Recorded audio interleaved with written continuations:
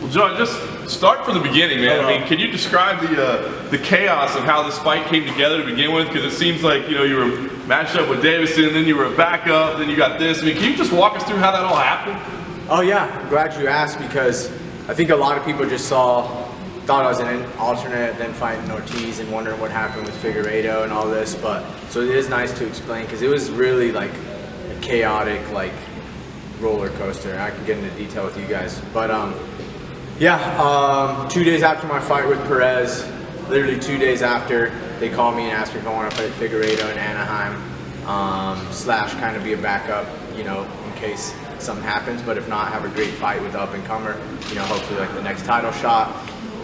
That fight got scratched in Anaheim, and they moved us to Brooklyn, which was a week before, and Figueiredo had issues with that. I don't know, preparation, probably weight cut stuff. You know, it's a week. You know, if you can't make weight in 6 weeks and you're a top 5 in the world, you know, it looks kind of bad. But funny thing about that I can get into detail with you guys is he actually changed his mind 3 times within an hour. So I was in one workout and they called me and said, Figueiredo doesn't want to fight because it's a week earlier, but you're going to be a backup. I was just like, oh, that's super motivating right now in my workout, you know? But I'm just like, whatever. And then literally 15 minutes later, they call. He's like, no, never mind, he's on. He just, you know, he thought it would be bad, but it's a good opportunity, so he's back on.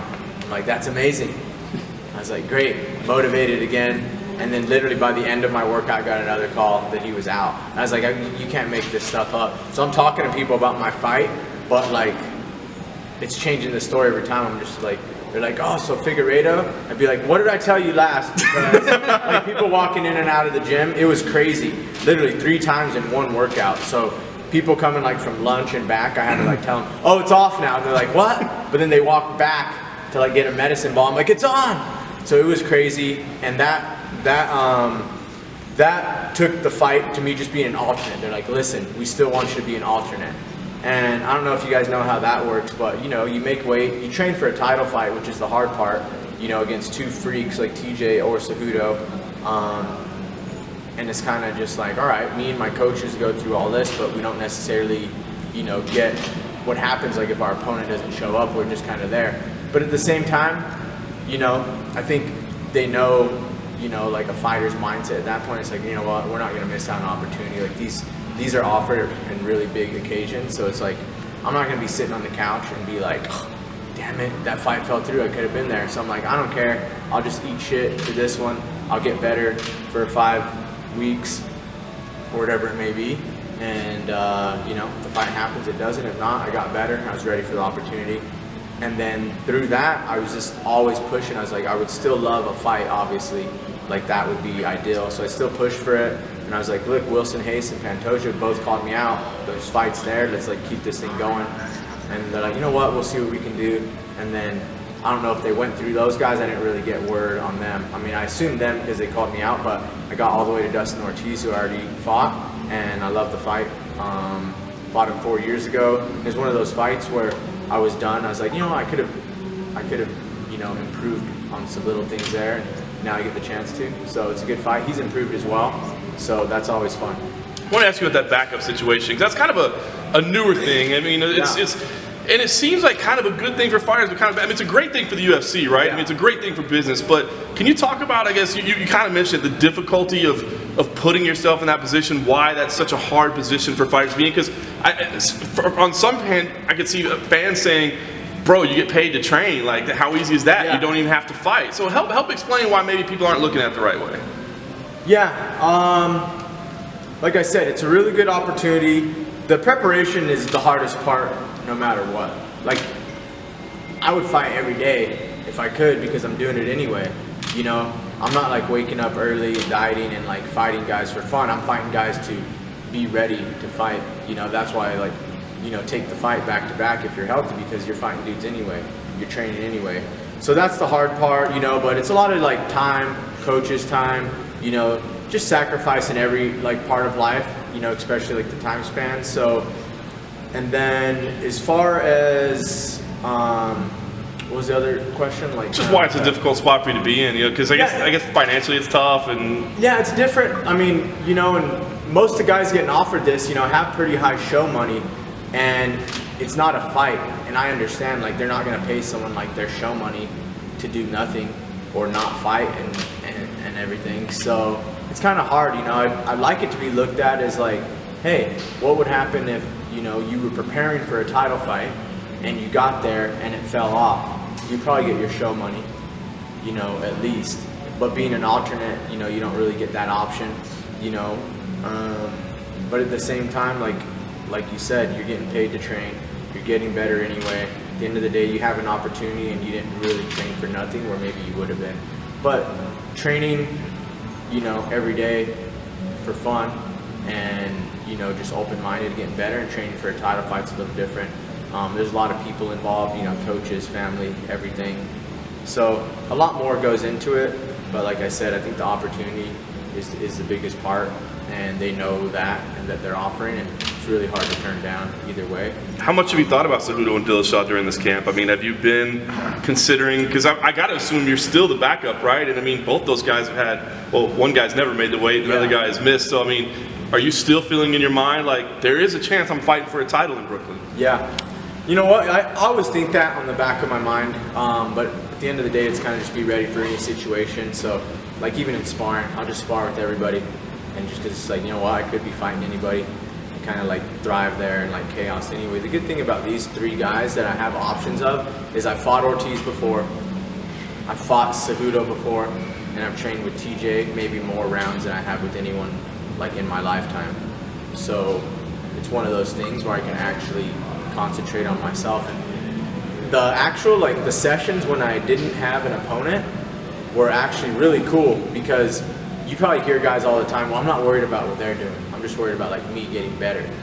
And like, I've said that, and I think people say that, but it's literally impossible to do. Like, if you have an opponent in front of you, you have to think about it.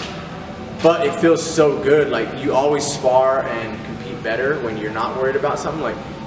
Like if you're just open-minded and can do anything, you can't mess up because you don't have a plan or a game plan or something.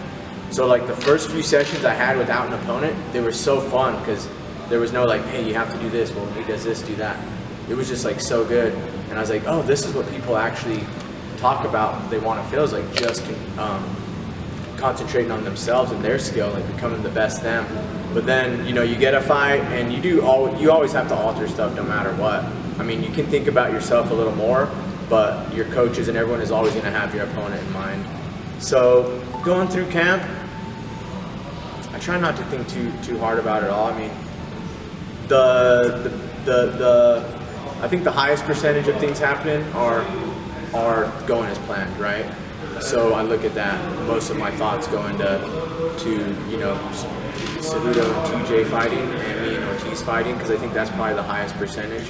And then, you know, sometimes when I'm sparring or get past a certain point, maybe like 4th or 5th round of sparring, I can start thinking about those guys, you know, when I'm doing the extra work and stuff. But like I said, it's one of those things where, you know, fought Cejudo before, fought TJ, trained with him many times, and I really don't know how that's going to work either, because this is another thing I thought about. We've kind of talked about, we're kind of going to get it when it gets there, but I'm like the alternate for a title fight. And like, there is a chance Cejudo falls out, and then it's like, is me and TJ a title fight? No one's really got to that until it actually happens. So, you know, at the end of the day, I like, you know, give people the benefit of the doubt, and both guys are professional. You know, both are world champions, so I don't think they're going to go out and really mess this up. So, yeah, I just think about fighting Ortiz for the most part. Is there a cutoff time for when you'd be willing to do it? Because we've seen things day of, right? I mean, you think about like Walt Harris and Verdum or things. I mean, we've had changes the day of a fight. So, I mean, is there a cutoff date where you say, you know, on Friday morning, yes, I'll take a world title fight. On Friday night, I won't. Or Saturday morning, I won't. I mean, could you be driving to the arena and they say, bro, you're not going to believe this, but he just got ruled out. We need you to step into a world title fight? Yeah, in New York, you know, there's nothing, like, you never know. The girl had like chapped lips, and they told her the day of. So, yeah, I mean, I don't think there's a time limit, because that's what I came in for. So I was assuming if it did happen, it would be a weight thing. So that would be only a day notice anyway. Like, I don't think anyone's gonna fall out a week before or anything.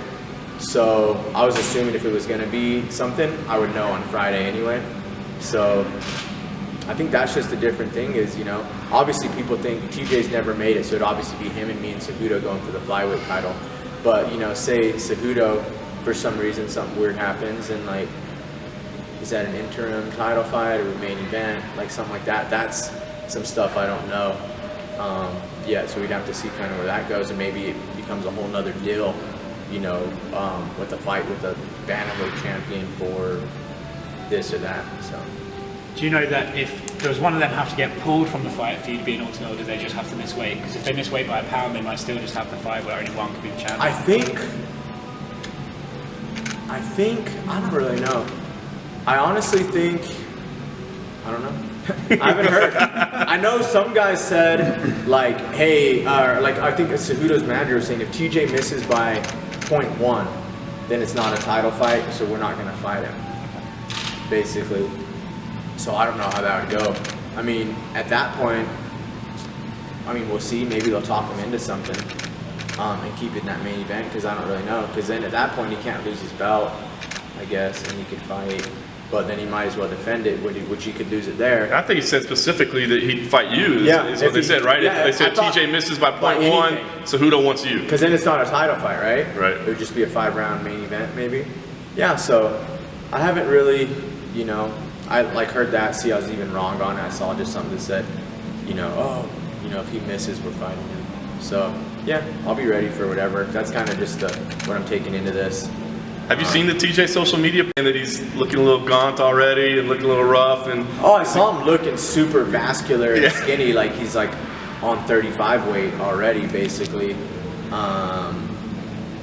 Yeah, I mean when you're going down to another weight class and that's a high percentage of your body fat, that's gonna happen. Guys are gonna look freaking weird. So it didn't concern you or make you feel confident? Did it inspire you one way or the other to think, yeah, he looks good, or no, he looks terrible? I didn't really pay attention to it. I just kind of like saw him and I like was like, damn, he's really getting there.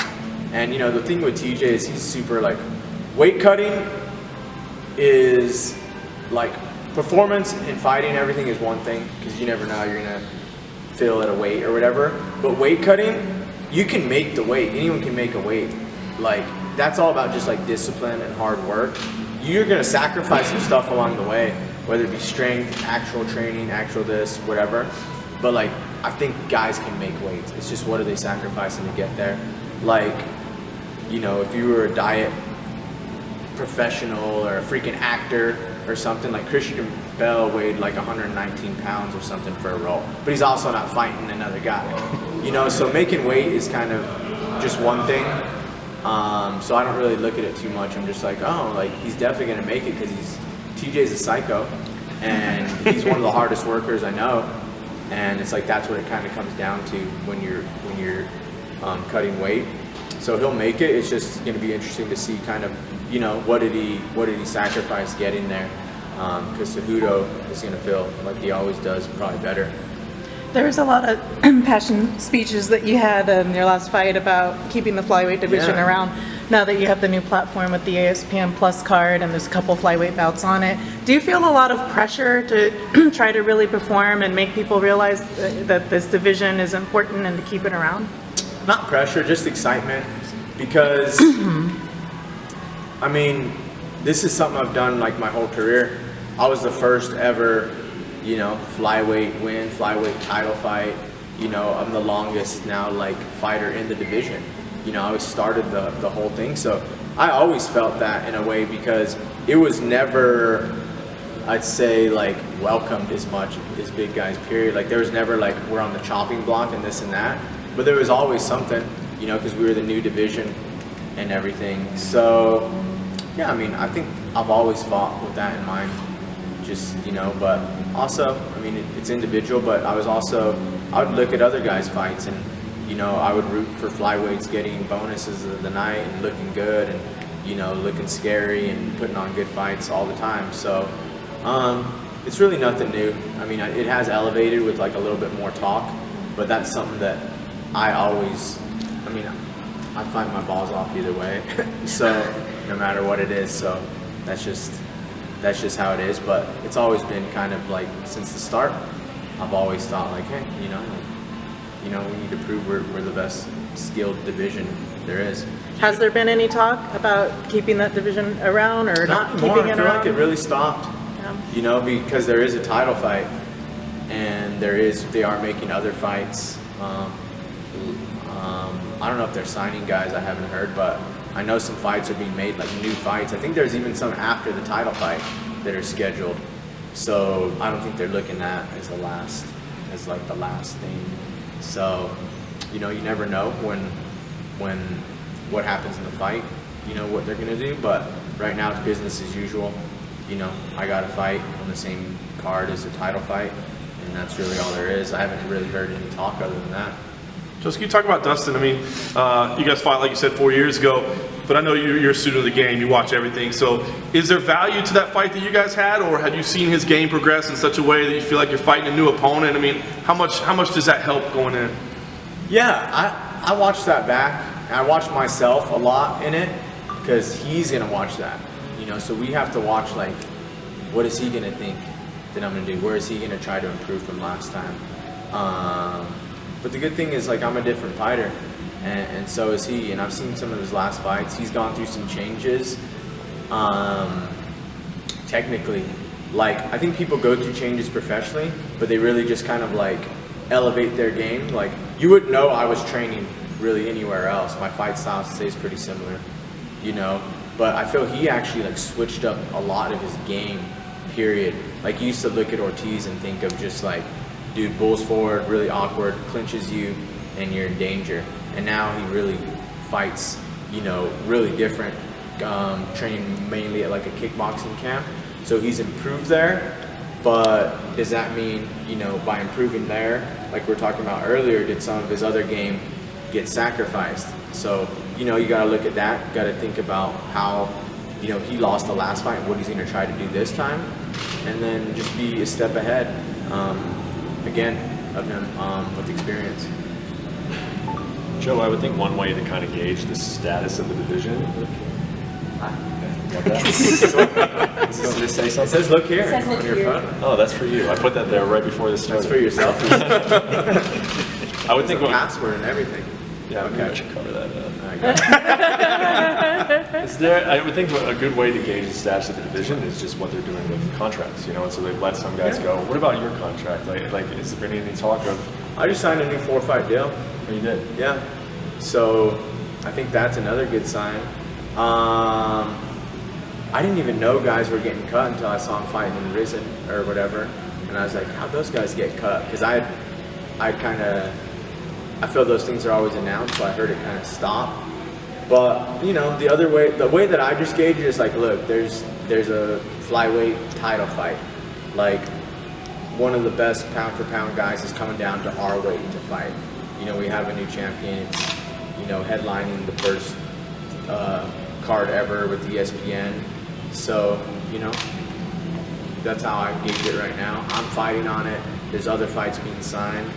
So I just look at it like that, and then, kind of after the fight, look at it again and see, oh, well, what happened in this fight? What are they going to do now? Because other than that, I mean, I haven't heard anything. Everything like really chilled out, I think, once they got that fight, because now it's steady and they know just like, well, we can't really do anything to the division until after this fight with TJ and Cejudo. So yeah, like I said, just business as usual until, you hear otherwise is kind of how I look at it. And when you were discussing that contract that you just signed, like, did they even bring up, like, hey, if we do get rid of 125, would you want to fight at 135? Like, did they even ask you that? Didn't bring it up. Mm-mm. No, nothing like that. 4-fight deal at 25 because, no, they didn't say anything, because that would have probably just added more, just more questions and back and forth to the contract. So like I said, I think it's just business as usual until something else, like a new 4-fight deal. There was never like, oh, well, if this happens, or me and my manager weren't like, what if this happens? We're just moving forward. I don't know how it is. So assuming you fight Dustin, everything goes as planned. What are the stakes of this fight to you? Because we're looking at things like, could you slide into a title fight? We're looking at things, are you battling for the future of the flyweight division? And you seem to feel confident in that. So maybe the things we're focusing on, you're not focusing on. So what are the stakes of this fight to you? I just can, I guess. Like, you know, they're always there, but you just kind of focus on what's in front of you, and you deal with things as they come. Like, anyway, you know, right now I have a fight, so why would I think about, this is my last fight, or at the division, or what's going to happen here? It's like you just think of what's in front of you, and then you move on to the next one, you know, win or lose, and you just take things like that in this sport. I mean, you guys know, with news and fights and everything. So, so yeah, with that being said, the stakes are, you know, really, like, if I'm already an alternate, you know, and I have a win over the champion, then, you know, I look at it as like I win this fight, and, you know, we go for the title. Because I could be going for the title that night, so all I really have to do is win and wait for whoever wins that fight. Who do you think does win that fight? It's hard to say, because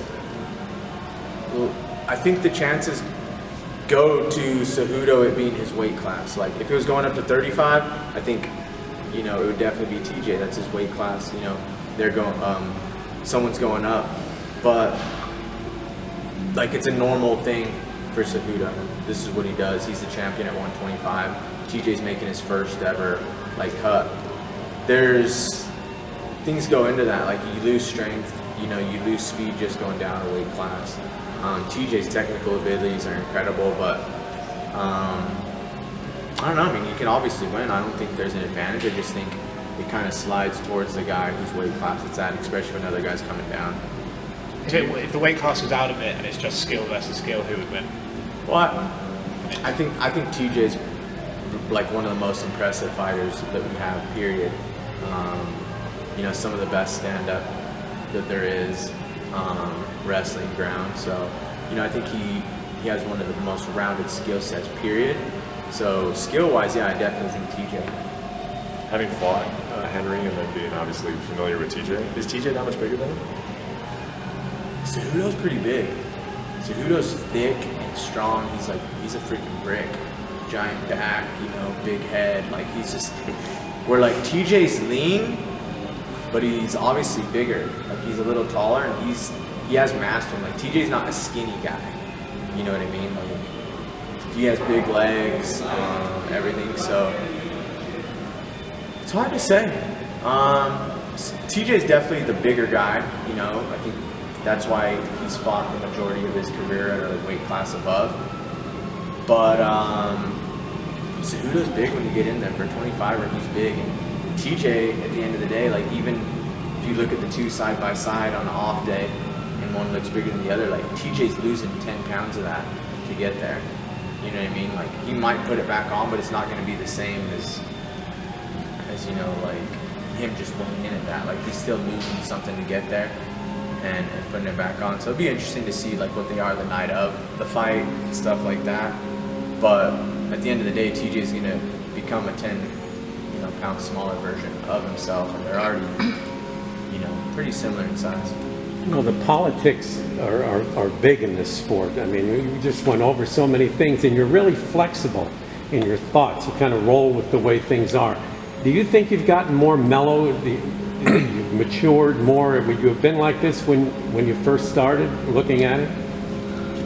Yeah, I think so.